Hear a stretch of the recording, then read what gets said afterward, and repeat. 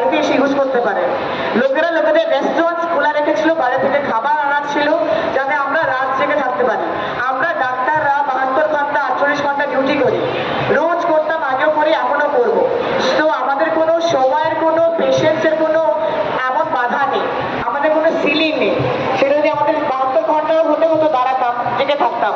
কিন্তু আপনারা পাশে থেকেছিলেন সেই মনোবলটা দেওয়ার জন্য।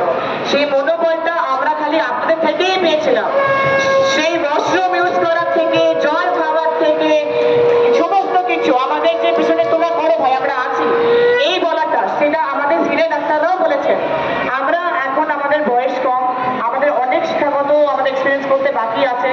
আমরা যে বললাম শুরুতে যে শিক্ষক দিবস এক্ষুনি হতে যাচ্ছে খানিকক্ষণের মধ্যে, it's only because of our senior doctors যে আমি এই মুহূর্তে অ্যাটলিস্ট আপনাদের সামনে বা আমরা একসঙ্গে এখানে জমা হতে পেরেছি।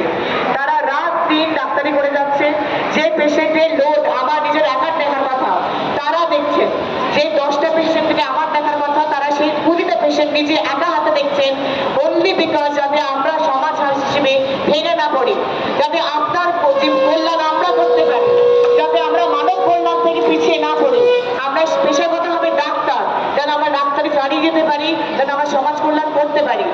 যে কারণে আমরা রাস্তায় শুয়েছিলাম সেই কারণটা কিন্তু সার্থক হচ্ছে, সেটা আপনাদের জন্যে। এবং আমি আবার বলবো, এই অপমান করবো না, আমাদের জন্য, প্রত্যেকটি মানুষের জন্য, প্রত্যেকের জন্য, সবার জন্য এই আন্দোলন চলতে হবে, চালাতে হবে।